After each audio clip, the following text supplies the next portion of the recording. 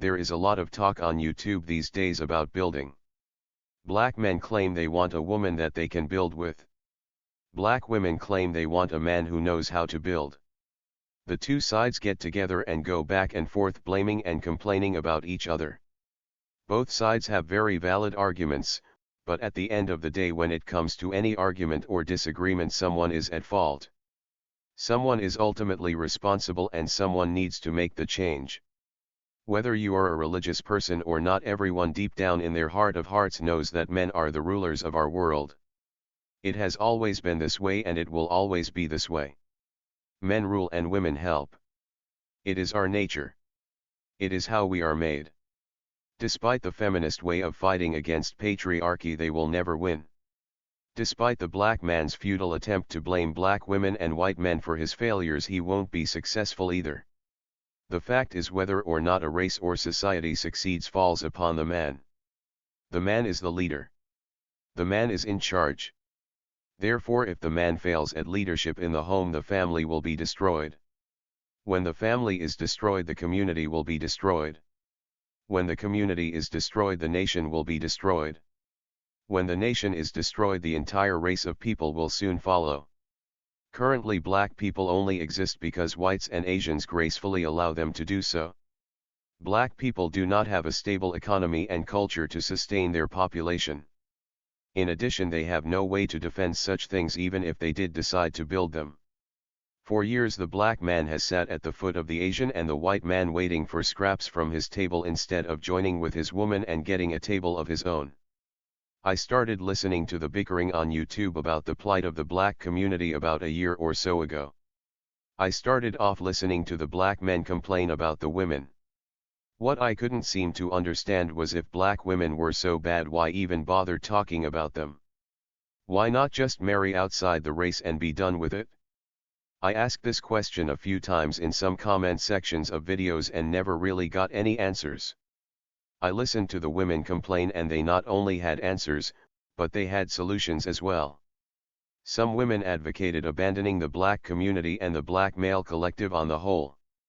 The methods ranged from celibacy to even engaging in homosexuality and selective breeding to permanently solve the problems. However, just like the black man's solutions, on further thought I realized that these solutions were in fact just as pointless and futile. The fact is, the black men that complain the most about black women can't marry outside of their race because they cannot attract and keep non-black women, or any other woman for that matter. These men do not have the character to build and sustain anything of value, and every woman knows it.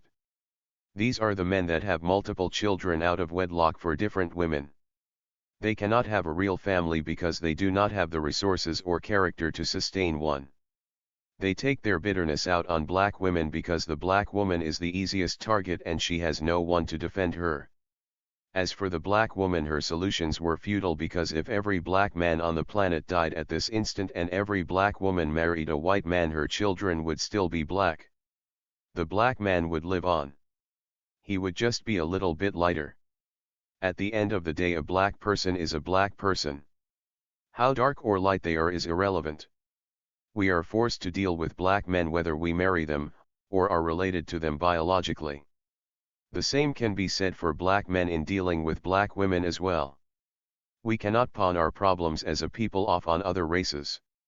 The way I see it, we have two options. We can all deal with each other with mutual respect or face extinction. In any case, there are no quick answers to solving the problems in the black community. Each person must evaluate their own solutions and work out their own plan for how to cope. The solution I worked out for myself personally could best be described as the tit for tat rule. I start off treating everyone the way they treat me. If someone is disrespectful, I just don't deal with them. I made a list of character and physical traits that I desire in a man. I also made a list of things that I was willing to do as a wife. If I meet a man that meets my standards, I will share the things that I have to offer and I am willing to do. If I meet his standards, we can marry, then have sex. If not, then I will remain celibate. It doesn't require a long drawn-out YouTube video or even a heated argument or exchange in someone's comment section on their video. The bottom line is, if I don't meet the man's standards, he will not marry me and he will not have sex with me either.